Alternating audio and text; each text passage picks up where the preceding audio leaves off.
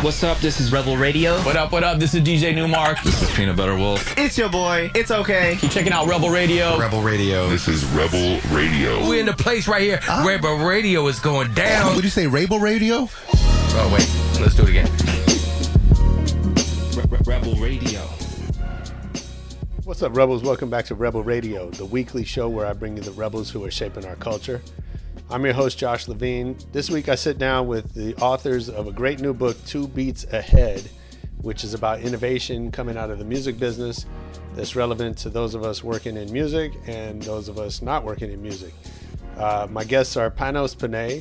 He's the SVP of Global Strategy and Innovation at Berklee College of Music. He's also founder of Sonic Bids, which is a marketing and booking platform for independent artists. And his co-author, Michael Hendrix, no relation to Jimmy. As far as I know, maybe, you know what? I might be wrong. Maybe he is related to Jimi Hendrix.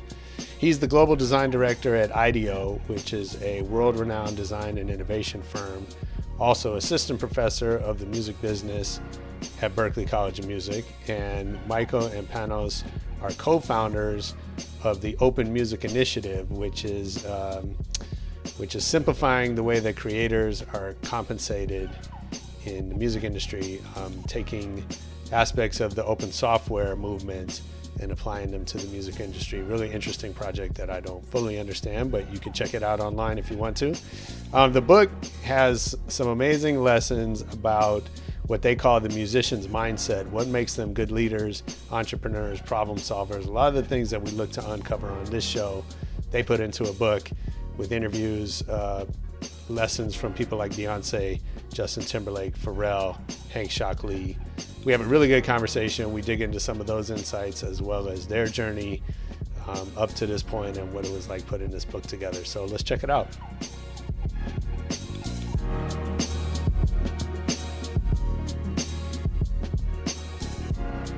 Well, it's great meeting you both. I appreciate you making time for this. The book looks really exciting. I've spent my career in and around both music and working with corporate brands to kind of understand music and play in that space. And so I think what you guys are talking about with 2 Beats Ahead is very relevant to the stuff I do and just the way I see the world. So I'm excited to kind of dig into it with you. Yeah. So, I always like to start at the beginning. I think you guys both seem incredibly busy. I think you have a lot going on in a good way and really interesting careers. And so I'd love to start a little bit with your background and kind of how you got to this point, and specifically around your love for music.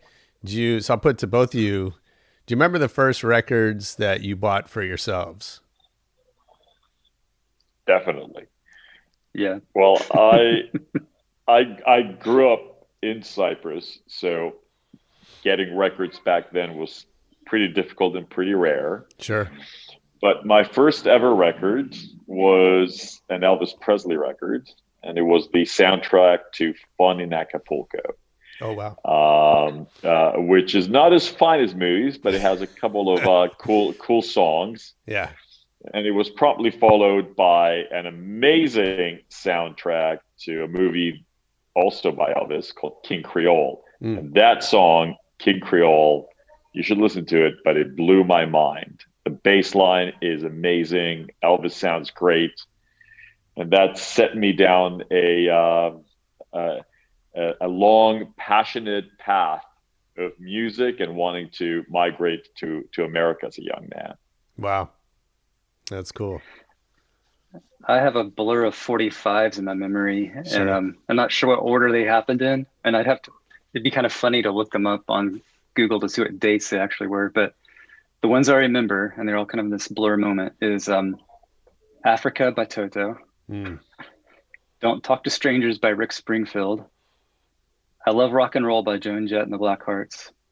And Rock the Casbah by The Clash. And I know they're all like within this one period, but Sure. they're at the time, like you heard a song on the radio and you went to the store to find it, right? And so there's something about each of those songs that really hit me in some way and made me beg my parents to take me to I don't know where we went anymore Yeah, to buy them, but sure. I still love some of those songs. No, all great records. It's funny thinking about those, and I often think about how trends emerge, and they often seem offensive or challenging at first to certainly to kind of mainstream, and music is a big vehicle for that, right? And I didn't grow up an Elvis fan. I grew up more of a Clash fan. But I love to think, it occurs to me sometimes that Elvis was like this dangerous act, right? That was upsetting parents. He was, sexually progressive in his time, and it was like it was counterculture. And I mean, man, like, yeah, Elvis was Megan Thee Stallion, right? Elvis was Marilyn Manson. Yeah. Elvis was all these artists. Elvis was Madonna. He was the artist that created the blueprint for everybody that's followed. Yeah. And I think sometimes people in America don't appreciate him for the innovator that he truly was, because he did change the course of music and the music industry, undoubtedly. It's so funny you say that, because when we were watching my wife and I were watching the Grammys, and there was Cardi B and Megan Thee Stallion doing their WAP choreography, and we were just joking. It was like, remember when people were upset about Elvis and they had to like keep the camera above his hips? That's right. And that's the thing, right? Is that in our society, like that's such a foreign idea that that Madonna was risque or challenging to, like, from where we sit right now. That's crazy. You know what I mean? Yeah. And again, the Clash, ushered in a new genre, right? That was was about rebellion, and and now they're like a very middle of the road act, right? And so I find that interesting, just how the standards are always shifting, and how like it's sort of like an impossibility. Like, we can talk about these things, logically, rationally, but the emotion, like it's an impossibility to sit where we are today and really understand how those things challenge convention back in the day or in their time. Yeah, absolutely. I mean, it's funny. So Madonna, we actually talk about it in her book, because she points to Bowie as her, architect of her own career, and a provocateur of his own, that set the stage for Madonna, for Lady Gaga, both who have pointed back to him. But he was actually really good at identifying those flashpoints and taking advantage of them, and I think a lot of artists are. I mean, certainly the artists we just mentioned definitely have taken advantage of that in the last couple of years, of just understanding where they can find the hot spot that's going to be just enough to upset the adults, and just enough to excite the kids, and somehow stay in the mainstream space. Yeah. Is that still the thing? I remember reading Shep Gordon's book, Supermensch, right? And he talked about his formula, right? Which was to get your client famous for upsetting parents, right? And have them do something that's going to get them in the newspaper that parents are going to be pissed off about. That was the 70s, 80s, when, I think counterculture was at its peak, maybe, or maybe not, or a peak. Is that still where it's at? Because sometimes it feels like parents and children are a lot less at odds. And maybe that's just where I am in life. But how important is that in the research, and what you guys have seen? I think to some degree your statement does ring true. There's a bit of a flattening, and I feel that the internet is largely responsible for this. Yeah. That in many ways, parents and children are not that far off of consuming the same stuff in the same way from the same media. So what Michael was talking about earlier, going to a record shop, going through records, buying a record, it was a young person's game, right? You need time to do that, and desire and energy, which is all the stuff that's in short supply when you're sadly an adult. But I feel that the internet to some degree is flattening that. On the other end, look, I feel that art and certainly pop stardom will always do what Elvis did. There will always be a provocateur that people of a different generation just don't get, or they say, back in the day, my music was so much better, or there's no good music anymore, right? Or they don't make them like they used to. And my view is that that is absolutely not true.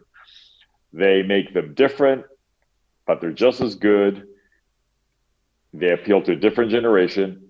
And the truth is, I did have a lot of discussions with a lot of people my age about Cardi B and Megan Thee Stallion's performance at the Grammys, right?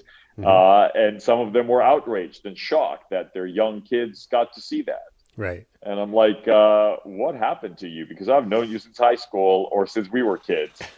So my view is that the answer is a bit of both, right? It's that these things of pop culture coming and provoking are ageless and timeless, and it will always happen. But at the same time, maybe the shock value is a bit less so just because of the flattening of axes. Yeah, and I would say shock is still one way to provoke, and as we've seen, you mentioned the Clash, who brought politics into music very prominently, and I think even more so today, that's still the case. I mean, all artists are willing to go there and make provocative statements, not actually to shock, but to actually try to either draw some lines in the sand or try to get people behind a movement. Mm-hmm. And that's just another way it happens. So you have, look at Public Enemy. That was the gig, right? Yeah. That was the gig. Kiran Gandhi, Madam Gandhi in our book, that is her gig. And it's just another way to be provocative. And I think in a genuine way for all of those artists we mentioned. So why seems like you guys have enough going on without taking on this book. What led you to want to write this now and to collaborate with each other on it?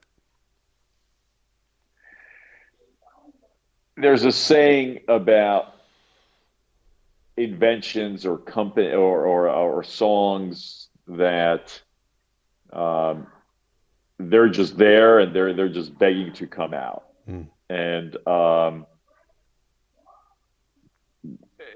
for us, it felt that this is a story that needed to be told, and whereas it rung true for people among even the very artists that we interviewed, we don't feel that the concept of a creative education, the value of a creative education, especially at this time, has gotten its share of awareness in the public discourse. That there has been a lot of discussion and millions of editorials written about the urgent need to teach young people science and technology and engineering and mathematics. But the discussion about the way that these are woven together to create outcomes is done through creativity. Mm-hmm. We just don't feel that it got enough attention. So for us, both through our work at Berklee as well as individually, we felt very powerful. We felt very strongly and very powerfully that this story had to be told about the critical need that we have as a society to reinsert creativity as part of the discussion around the way that we think, the way that we educate, the way that we approach problem solving. And for us, at its core, creativity is a fundamentally human human endeavor. It's what distinguishes us from everybody else. And everything that I just discussed about math, science, technology are really testaments to human creativity and ingenuity. We invented those disciplines to explain our world. But if we weren't creative, we would not have mathematics. We would not have science. And since I'm Greek and we started the podcast by talking about where I am, the very etymology of the word technology literally means the deep study of art, because technology is fundamentally art expressed in a different way, as is mathematics. I mean, we tend to think of numbers as purely objective. No, I mean, all this stuff, again, is a testament to individual expression and how we chose to interpret the world around us, whether it's through a song or through an algorithm or through, a scientific equation. So in your research for the book, what did you learn about creativity that you didn't already know? I don't know if there's anything I actually learned that I didn't know. I mean, it's kind of like the purpose of writing the book. Sure.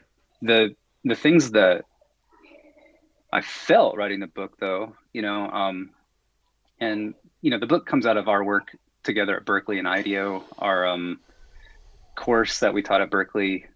I think when we started this journey together, we just had a intuition there was something interesting to do together. There were some interesting topics to cover. We knew there was something interesting about the way musicians, designers, entrepreneurs all approach the world. And that was intuitive for Panos and I because we just did it. But no one had ever written about it, and we didn't have like a shared vocabulary for it, And so the journey of going through the courses, developing those courses, teaching them, and writing the book was us kind of starting to develop that vocabulary and a lexicon. So when it came to interviewing the artists, for me, it became a very affirming process. How cool is it to be able to listen to Hank Shocklee or to T-Bone Burnett or Pharrell and go, oh, I'm not crazy. I think the same way they think, and you start to realize, that there truly is a different perspective, a different way to see the world, a different way to work. And that anytime that, you can think about in your life when you felt like the lone person in the room, like going, am I crazy? Am I, why wouldn't we do it this way? If you've ever been that person, I think when you read this book, you'll feel the same way we did as we're writing it. It's like, oh, this is us. We are all of the same mind, and it leads in completely different places on life, and that's exciting. Mm-hmm. So your day job is a designer. That's right. Yeah. So and if I understand, you're also a musician. So how do those fit together? How does being a musician impact your approach to design and vice versa? Well, this is what Two Beats is all about, really. And I'll quote somebody else to answer that, who's Pharrell. Pharrell, who features prominently in the book. He said, his collaborations are pretty wild. He's gone from working with Jay-Z and Justin Timberlake to Adidas and Montclair, and for him, he said, whether I'm writing a song or designing a chair, for me it's the same thing. The hook, the lyrical hook are the legs, the body of the chair is the chords. So it's a mental model of thinking about how people experience something. I think it's where you start. And then the way you get inspired is the same, whether you're designing or you're writing songs. You are opening yourself up to the opportunity around you and listening to what's there. So, we feature Björk in the book, and there's a story about her being in the harbor in Reykjavik and hearing, all the shipping freighters and the birds. And, for her, that's not noise pollution, and it's not noise. It's actually music. Right. And if you listen to one of her songs, Wanderlust, she actually takes those sounds literally from the harbor and starts to harmonize them into an arrangement that introduces the song. And I think it's a really clear illustration of how inspiration comes from even the most mundane things around us, because we're open to that. And design works that way, music works that way. I think most art works that way. Mm-hmm.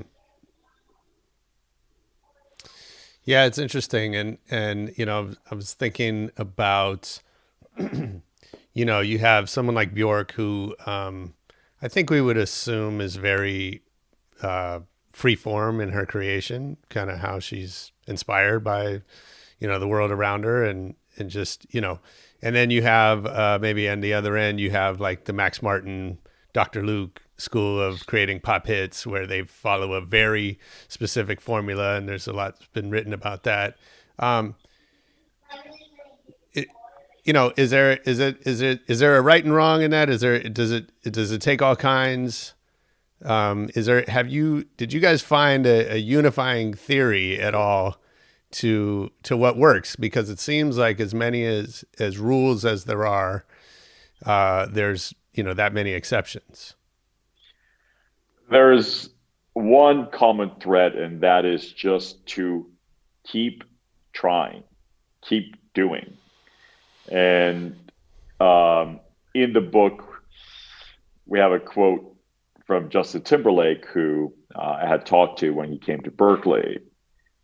And he just said something that really stuck with me. And that is that when he was a young, up and coming pop star and started working with Max Martin, he asked him, "Hey man, like what's the key to writing a hit song?" And he says, "Just keep on writing." And I think the idea of experimentation, which features prominently in the book, or the idea of just keep trying and not look at your mistakes as mistakes, but that as part of the process. I think whether you're Bjork and you're inspired by the sounds of the harbor, or whether you're Max Martin and you have a particular formula that's in your head and you're chasing and you want to just get out the perfect pop hit, it's pretty much the same. The almost flipping the script and not looking at errors as ends or dead ends, but looking them as yet another door that opens to reveal something else, and then another door that opens and reveals yet another thing and another thing, until you arrive at a place where you feel comfortable with whatever you're creating. And if nothing else, we're also finding that even when they capture that artistic expression in a medium that they feel comfortable, they will always keep working at it even after the fact. How many songs do you know that the artist captured in a particular way on a record, and then they've subsequently gone through all kinds of changes? And in the book, we have a reference to Bruce Springsteen and Born in the USA. And if you follow the trajectory of that song, it's changed so many times over the years, often based on even the politics of the day or the sentiment of the day. So that is what struck me, that all these musicians that we profile in the book are just not afraid to try and to fail, but look at that failure again, not as an end in itself, and therefore something to be avoided, something terminal, but something that simply gives life to yet another thing, or a step that is taken to give you momentum to take the next step. Yeah. No, that's great. I just finished Matthew Syed's book, Black Box Thinking, where he kind of goes further, right, and talks about failure as a necessary component that to learning, right? And he talks a lot about how that works in the scientific method, and I think it's we have such a deeply ingrained aversion to the idea of failure that's probably a lifetime's work to overcome for a lot of people. Yeah. So what are you guys work in innovation, in a lot of different areas. What are the things that musicians or the music industry or the world of music should be learning maybe from the outside? Or are there? Yeah, totally. I mean, Panos and I have been involved for a number of years in something called the Open Music Initiative, which is really inspired by the open software movement.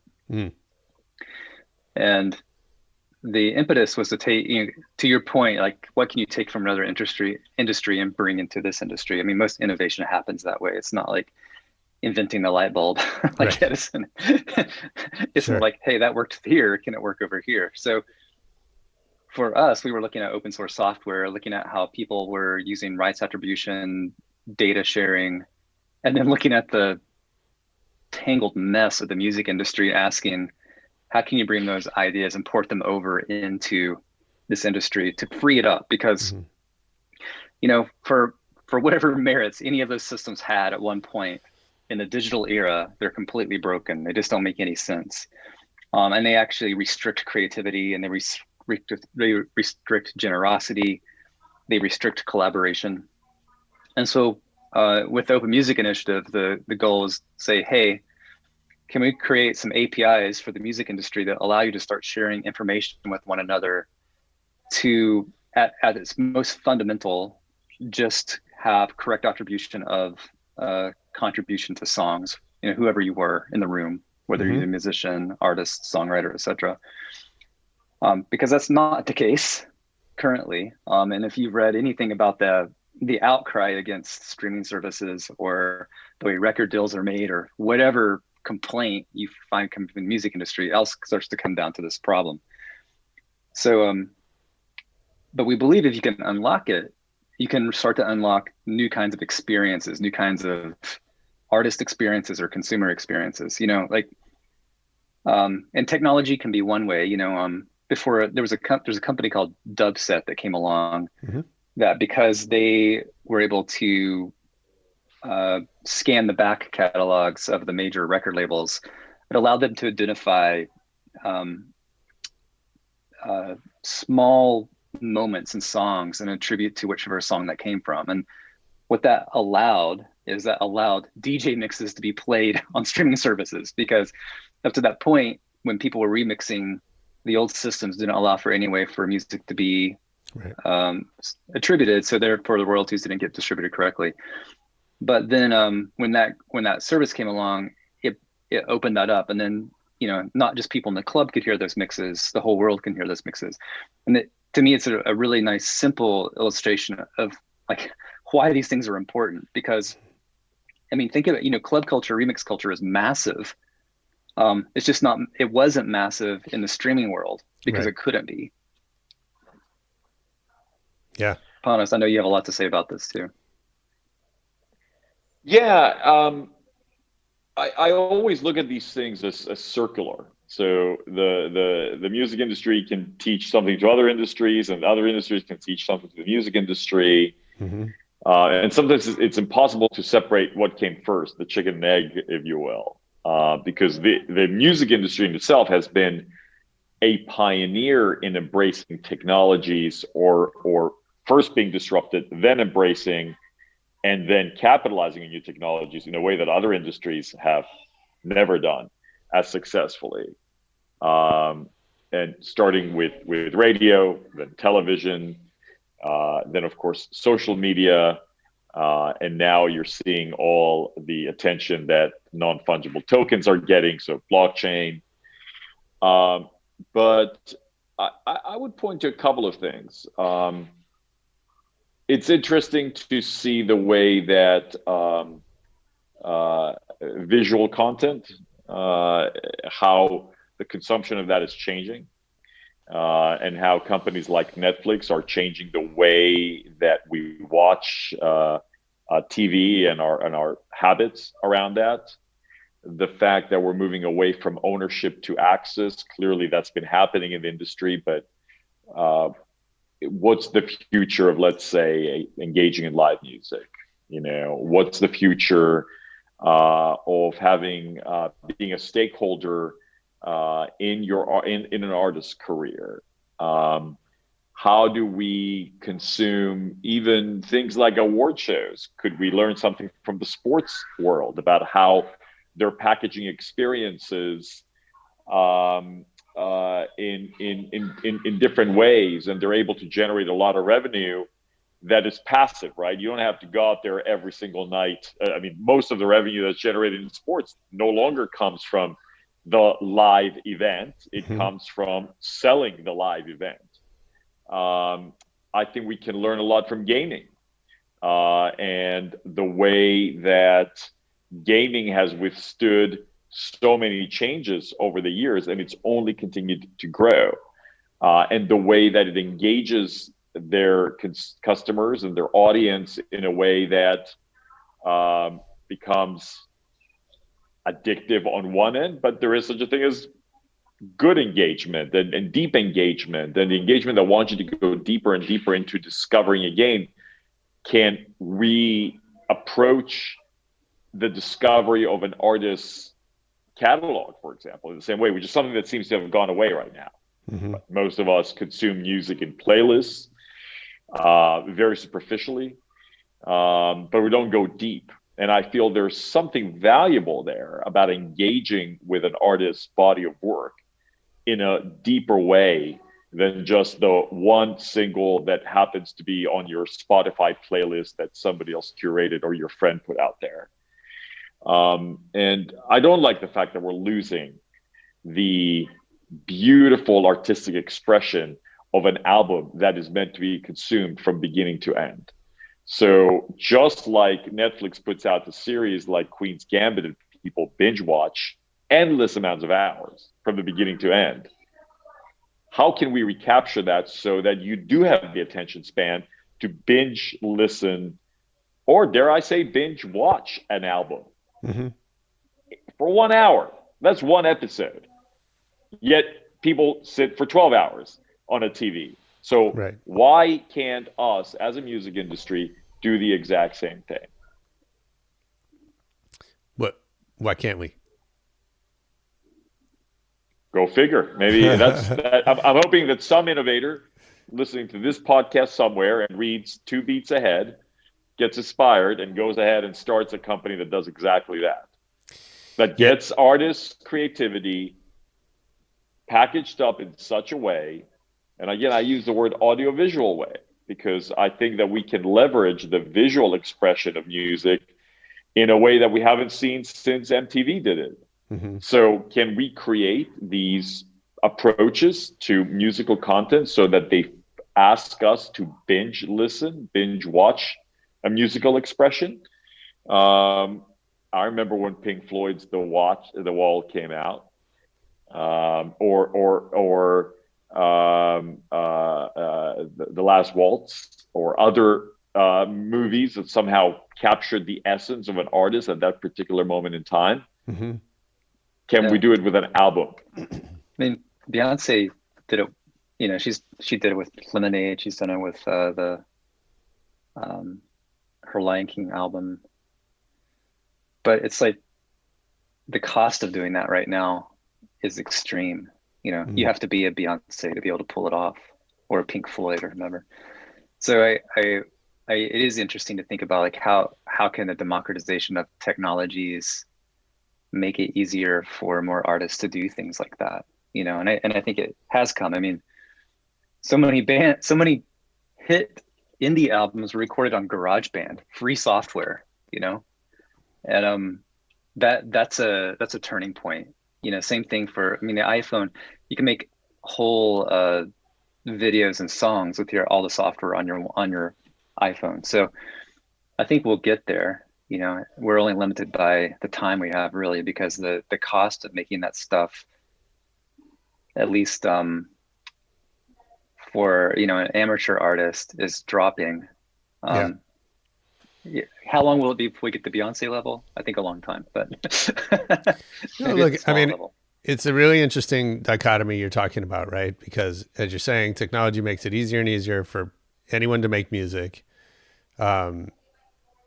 Which has interesting repercussions, right? We're getting more music than has ever been made. We are my friends who are producers are concerned about their future because now you can go to BeatStars and a bunch of other marketplaces and buy beats for $50. And so there are those who are worried about, devaluing that part of the equation. I think on, the flip side, kind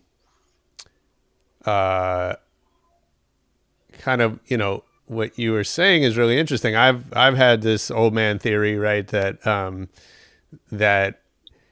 having this instant, easy, convenient access to, millions of songs in your pocket, certainly has its benefits, but it also has a cost, right? And I think part of the cost has been that, we don't have the same kind of relationship that we used to have when you had to wait for Tuesday, save up your money, hope the record was in stock when you got there, and you'd take it home and you'd spend the afternoon or the week with the liner notes and the, really the deep dive into those records that we might have had in our childhood, right? And kids today are just not having that kind of experience. And maybe that's okay because they're having new types of experiences that we didn't, but also, to your point, some things get lost in the process. And there may be some things that we want to try to kind of re-engineer back into those experiences. And I, I think that's an interesting cycle of just how things happen.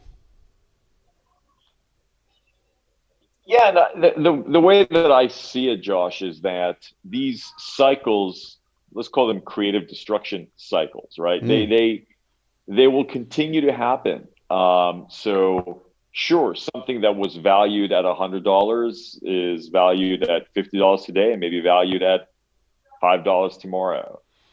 But for me, what I've seen in the industry done over and over and over again is from these pieces, if you will, or these ashes, there's always a phoenix, right? And the musical innovators out there are busy taking all this stuff that was once very expensive. And yes, a lot of people made a living out of that very expensive asset. Mm-hmm. But they're taking these things that become very cheap and they're able to create something that has value in a different way. And we've seen this in the industry over and over again. So this ability to remix, which is one of the themes that we cover in the book, is what I would challenge anybody, including people in the music industry. How can you remix something that's already there in a way that you create value out of something old and create something new? Hip hop's done it, right? So yes, once the art and act of laying down a beat was maybe very expensive or difficult. Now, as you're saying, you can go and buy it for $50. You can buy it for $10. Mm-hmm. You can get a GarageBand app for free on your phone, and a 7-year-old could make something cool. I don't see that as necessarily a threat to the future of the music industry, as I see it as a challenge to find ways to create value out of that. And I'm not saying it's easy, and I'm not downplaying the challenge or the fact that people have lost their livelihoods, but I'm just an optimist by nature. Yeah. So, I mean, it's the crux of the shift from an industrial era to a digital era. I mean, coming out of graphic design, I mean, imagine that you're a photographer in the 1980s. Yeah. And you see all this stuff coming down, and at first you're like, oh yeah, digital photographs suck. They'll never replace, and next thing you know, like within 20 years, the whole industry flips upside down. And, but it didn't kill photography as an art form. It didn't kill photography as a occupation. Mm-hmm. And I think the same's true for any of these things that are being disrupted in the music industry. It shifts the value. It shifts, as Panos is saying, it shifts our perception to what's valuable about those things. And I think what that is either, the personal connections we make with it because it hits some kind of niche thing we're interested in, or obviously some artistry that surprises us. But Mm-hmm. a lot of the scaffolding that held it up, that is absolutely shifting and going away and being replaced by other things. So one of the shifts I think we've seen is that some of the best brands in the world are now people. And maybe to some extent that's always been true, but, you know, we think about Beyonce, as you mentioned, you know, Rihanna, Travis Scott. You know, I think until recently that's been a sort of a what's that called? A backhanded compliment. It's been a little bit of an insult if you would call a musician a great business person or a great marketer, right? And I remember, you know, when I was coming up, people would say that about Puffy. They're like, well, he's a great businessman, as if to say he's not a great musician. And that the implication being that you kind of can't be both. Yeah. And I think we seem to have cleared that hurdle. You know, I think, you know, now Travis Scott is respected in a lot of circles for what he does commercially, and Beyonce, same thing, right? What's the next hurdle you see for music?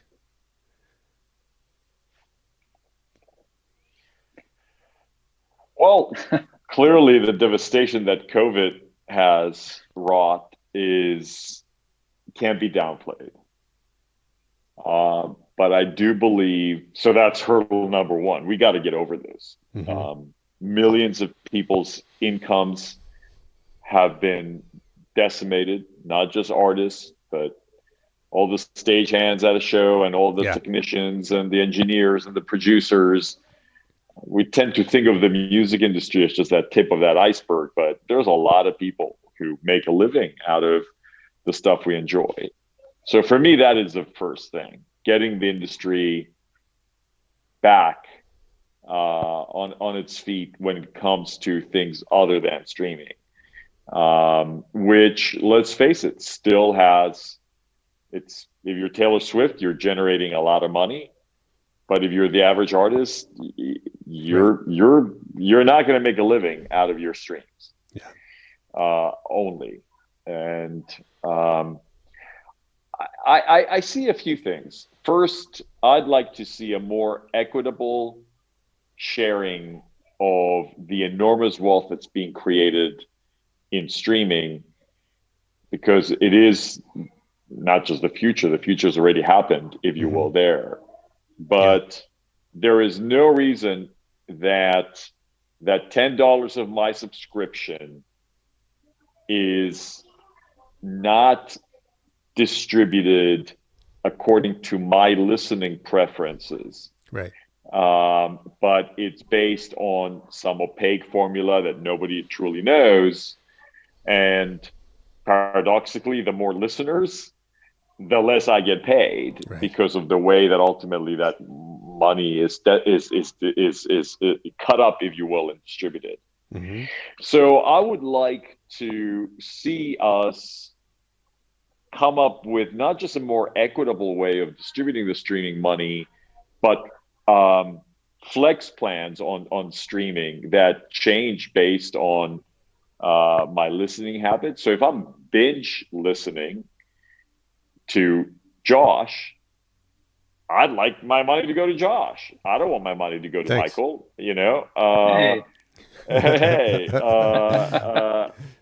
Or if sure. if I'm hoarding the service and I'm listening to it 10 hours a day because I'm a 14-year-old kid obsessed with music, well, why should we all stick to the one price equals fits everything, right? Right. So I'm not the first person to bring these ideas up, but I do believe that we're seeing the industry now getting back to health, growing 5 years now in a row. Nobody would have said that to you 6, 7, 8 years ago. Definitely right? not. And I see that as a good thing. I see the streaming services as a good thing. But let's get busy to invent the next phase of streaming, which I'm sure is going to look different than this. So I'm waiting for that innovator again to get inspired hopefully by reading Two Beats Ahead, and going out there and inventing that next model of what streaming is. And again, how do you capture that enthusiasm of discovery that Michael talked about when he was 13, 14 or younger, going to the record shop, flipping through artwork and picking up a record, not just because it sounded good, but also because it looked good, or actually often it was because it looked good first, and then it just happened to sound good. Let's face it. As a kid, I chose many records because they had a cool image, a cool cover. And so I think we have some ways to go, but that's a cause for optimism. That this means to me that the full value of what the music industry has not been unlocked. I think there's also, I have this dream, and I think I don't know if the NFT thing is going to make any difference to it at all, but right now the equation for success in anything online, whether you're a personality or a musician or whatever, is all about views. It's like the old advertising model. Yep. It's the way we justify buying ads in a newspaper or a billboard or whatever. And I think it's just a broken model. It doesn't tell you anything about, I think for artists, it certainly isn't satisfying unless they're getting a big paycheck from it. And I'm really curious how we can bring engagement back into the factor of success. I think most artists would rather know that someone actually listened to their art, their song, watched their movie, read their book, and has some opinions about it, versus looking at some number that says X many of people, scrolled by in 0.3 seconds and tapped your photo and said it was good, right? I think it's just not a satisfying way to connect. And I think all of us as artists are trying to connect with people. We're trying to share our humanity with others in a universal way. And that's part of the joy of making art and sharing art. So I think if that can be cracked, and I think the reason I bring up NFTs is because a lot of that world is coming up in communities where communities are deciding how to reward success. Right. And I like that idea because generally when a community is coming together, it's coming together because it truly is engaged with a shared interest or shared purpose, and therefore is more aligned to what I'm saying. But even that I'm still not sure is going to do what I'm saying. So I'll give you one quick example from the 90s. There was a website called GarageBand right in the 90s. And the way it worked is you basically could upload any song you wanted for a review. It was the idea. It's like, demos going up, getting comments. But to get a review, you had to give 5 reviews. And the beauty of that is you always had an ecosystem of people commenting on each other's music, and the rules were pretty good. So you couldn't just, write this sucks and then that counts. That wouldn't count. Right. Like you had to go through and say, all right, at 1:45 when the drums come in, that sounded a little lazy. So that kind of feedback you could get was really meaningful. And the exchange there was engagement. And I believe that's really missing. And in the social media world, I definitely don't think that's really happening. It's all a performance at this point. Sure. And I would love to see us get back to that. Yeah. I mean, you guys are talking about really interesting forces, right? And I think they're certainly musicians for the most part make music because they want people to hear it. They want it to impact people, right? They want to share whatever is inside of them with the world. And I've had friends who run record labels who say, whenever we present an artist with an opportunity that might make them more money, but have fewer people experience their music, they always want more people. They always want the, broader reach. And yet, the flip side of that is we have these ongoing debates about how the profits are shared, and they challenge our notions of fairness and equity. And I think, they're just interesting. There's an interesting interplay that I don't think there's a right answer. but it's a constantly shifting tide, right? And I think the NFT space, is fascinating in part for, I think, how quickly it's moving. And, I fully expect that the kind of growth curve we saw in streaming is going to happen in 3 to 6 months in the NFT space, in terms of just how many pieces of content are being dumped into the market. Obviously with a bunch of people whose incomes have been curtailed or sitting at home with nothing to do, right? With play money. You're right. Absolutely. And so it's probably a good time to be a music attorney, or a tech attorney who understands that space, because there's a lot of details that are going to have to get worked out along the way. But yeah, I mean, I think those are, those are factors that are constantly shifting and testing our value systems, right? And again, about how much someone should make, or how the money should get divided is always, it's just always shifting. Let's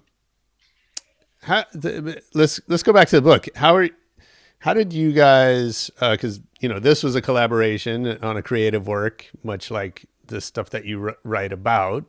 How, or did you apply any of the lessons to the actual creation of this product or the marketing of it? Oh man, we had a whole meta journey. Is that right? Writing the book. Because, tell me about that. Well, anybody who tells you that a book just writes itself is not telling you the truth. And maybe I started the podcast by sort of implying that was the case, but it was not. It was. It's a very difficult journey. Maybe this was like the equivalent of like Springsteen recording "Born to Run" or something like that. It took a lot of twists and turns, and part of it, I feel, is because we started violating some of our very principles. The way that we went about getting some help in organizing our ideas around the book and the collaboration we had there. The way that we probably almost violated our own intuitive approach to writing the book, and almost iterating it our way through it, which is part of what we're talking about in the book. Mm-hmm. And we found ourselves at a crossroads at some point, where we thought, God, can we actually do this? And we had one of those conversations where we thought, maybe we just give back the advance and just call it a day. This is just crazy. Really? And I think then it's almost like, I don't want to speak on behalf of both of us, but I think we had a bit of an epiphany, and we said, we've been doing this all wrong. Let's just go back to actually the stuff we are talking about in the book. Let's find the right formula for how we get these ideas and synthesize them. Let's find the right person to collaborate on that front, which is a critical component of the process, because writing a book is often like the equivalent of walking into a room and there's all kinds of stuff strewn all over the floor, and then you have to somehow piece them together to make a whole. Or maybe It's the equivalent of walking into a kitchen with a bunch of ingredients and you're like, I have no idea how this stuff fits together. I intuitively feel there's a great meal in there. I just need to kind of figure it out. And sometimes you need an outsider to be like, well, this and this, why don't you try it out? So I feel that the whole book, in many ways, is our application of our own meta ideas, and the journey of writing the book could make a book in itself, because it was both the simultaneous ignoring these principles or mindsets, better word, and then re-embracing them in order to come up with what we both feel very, very proud of as an end product, or I should say as a beginning product, because we don't want this conversation to end with a hard copy of the book. We want to continue the conversation through mediums such as yours, Josh, or otherwise. Interesting. Well, if history is any guide, there's always interest in that journey behind the scenes, right? And that's what we learned from behind the music or every music documentary that's coming out, this year on the streaming services or what people are sharing on social media, right? That we're fascinated with the creative process. We have Hrishikesh Hirway is in the book, mentioned in the book, and his what's on Netflix now, Song Exploder, which started as a blog. Yeah. It's a great example of that. It's hard to imagine a book exploder, but maybe it could happen, Well, it's interesting, right? And I've created a little device in my own work where I tell myself and the people I'm working with that my first draft is never very good. Right. And so that gives me the freedom to create and to share stuff that, is maybe a vulnerable moment and also, kind of forces me into this process of improvement and refinement. Right. But then there's always the issue of, well, when is it done? Right. And when is it good enough? And I think, sometimes we're fortunate to have deadlines forced upon us that cause the end of a project that might otherwise go on forever. An editor helps. Yeah. A deadline helps. An editor helps. We missed our first deadline. We missed it by, I think, 3 months, didn't we, Panos? I think it was 3 months. We had to do an extension, and we turned it in, and it was not only was she kind of ho-hum, but she's like, also, you have another 20,000 words you need to add to this book. Wow. We're like, okay. Yeah. Turned out great though. Nice. We were like the temperamental artist in the recording studio that the record label told you got to go there and put out an album, and we're like, yeah, we're just waiting for inspiration to strike. So it was a bit of a throwback to all the stories you hear about people in the 70s and recording studios. Sure. Nice. Well, that's great. I appreciate you sharing this journey, and I'm excited to see what happens once the book's out and people start interacting with it. I know you guys have lives to get to, so but I got to do a quick lightning round with you before I let you go. So you can jump in whatever order you want, but I'll put this out to both of you. What's your favorite city to travel to? Oh, there's so many good cities. Go ahead, Panos. Well, I actually love where I'm at right now in Nicosia, Cyprus, because normally I live in Boston. And I absolutely love Abu Dhabi and London. Nice. I'm going to say Reykjavik, which is cool. I love Iceland, and, shout out to the tourist volcano going on there right now. See, that's when you know that Michael and I are different, right? So he loves cold and places that are dark for half the year. And I just love sunny places, man. Yeah, me too. It's funny. Like, I've traveled a little bit in Scandinavia and I love it there. But whenever I think about, being there when it's not summertime, I can't even imagine it. Who's your favorite DJ? Or if you're not into DJs, the best live show you've ever seen?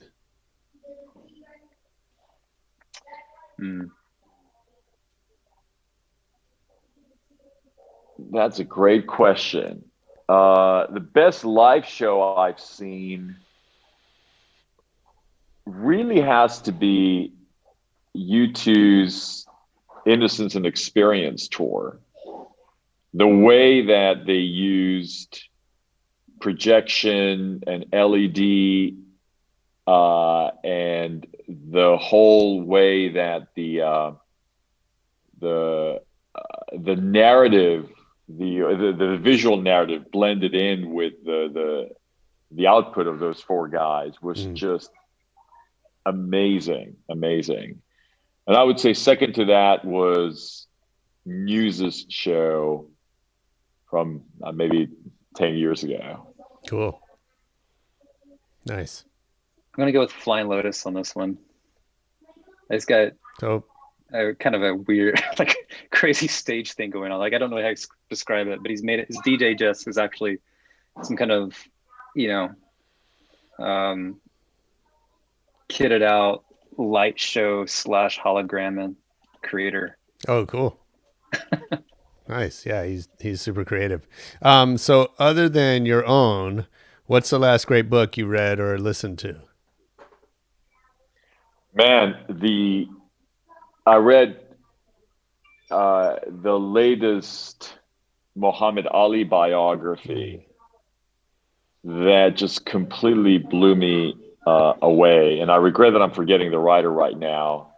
Well, we'll look it up. We'll put it in the show notes. That's that's cool. But I read the book while I was on frequently going to Abu Dhabi in the Middle East, and it really changed my life. It changed the way that I've seen a lot of things. Certainly, it changed the way that I understood the journey of a young Black man in America growing up at the time. And it made me see him as a human being, more so than a god. And I mean, I've loved Muhammad Ali since I was a kid. Sure. All the way to understanding and seeing religion in a whole different light. And absolutely, I would say the Muslim or Islamic religion in a different way. So it was a beautiful book, beautifully written about a beautiful soul in so many ways. Very cool. So yeah, nice. I love books about music. So I just read an older book. It's called A Creation Story by Alan McGee about Creation Records and about his starting that label and going through these, you know, great bands like, you know, Primal Scream was basically his high school buddies, you know, discovering Slowdive and My Bloody Valentine, getting to Oasis and having the whole label just blow up, and pretty fascinating. It just, the testimony to if there's a will, there's a way, because there's so many failures in his story of just things collapsing at one time after the other. And it was encouraging for me there just to see, like, you know, passion when committed to over time results in what you're dreaming of. But even so, you know, creation eventually folded. So sure, I enjoyed reading that. Yeah, that's cool. I'll share when I just recently listened to Smokey Robinson's memoir. And, you know, he tells so many great stories about, you know, growing up in Detroit and all the hits, and, you know, goes through one by one kind of how those records came together. But he says something at the end that has really stuck with me, which was, you know, he grew up in Aretha Franklin's father's church, which was the big Black church in Detroit. And he said, you know, on any given Sunday, there were singers in there that were more talented than him and Aretha, and that you know, that it was luck and a bunch of other factors that caused them to be, you know, famous and legends, and someone else not. That you know, which for me, you know, I think we always have this romantic idea of talent that some people are blessed with and others aren't, and so that was an interesting reminder. Yeah, I think that's so true. I mean, and you know, that, like I mentioned earlier, talking to all these artists, you realize, I mean, Jimmy Iovine was another one who just, you know, he talked about when he wasn't lucky and when he was, and he said he was basically lucky that his career got started. It was all luck. Yeah. You know, and then he had things that completely fell. But he never considered himself a genius. He just considered himself in the right place at the right time. And I think that's true for so many successful people. Yeah. It's just about being present and being open. And sometimes those stars cross. That's right. What movie have you seen the most in your life? Back to the Future. Nice. Star Wars. Okay. Great. Both good movies worth spending time with. Who's someone you haven't met that you've learned a lot from?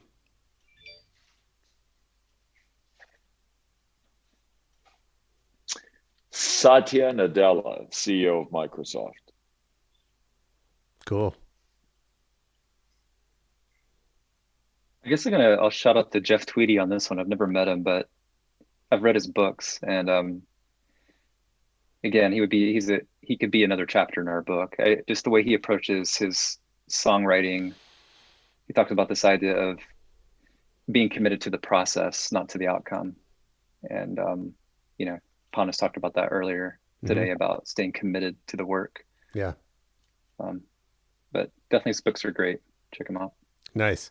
And lastly, if we worked together, what's something I would hear you say over and over?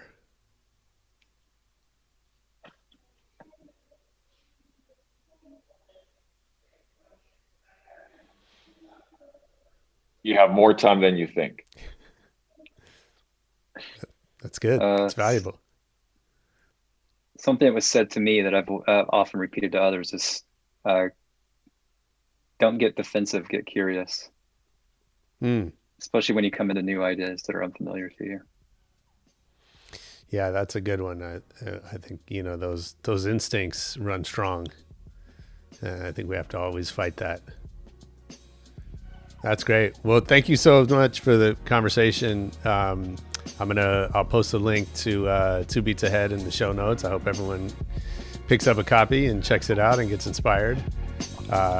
Really appreciate it. Thank you, Josh. Good stuff. Yeah, thanks, Josh. Yo, that was Panos Panay and Michael Hendrix, authors of 2 Beats Ahead. I hope you enjoyed it. I know I did. Go get you a copy of 2 Beats Ahead. It's on Amazon and everywhere else you get your books. Definitely worth a read. And most importantly, come back next week for more Rebel Radio. Peace.